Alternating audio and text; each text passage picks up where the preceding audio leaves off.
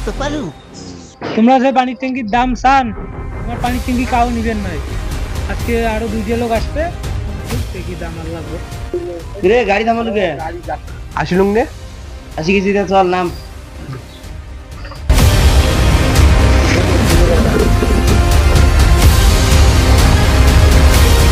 তুই কাই রে? এ কতই এক মোর সম্পর্কে কিছু মাইজে রুল ভাই, তোমার পানির ট্যাঙ্কি কিনবে এসেছি।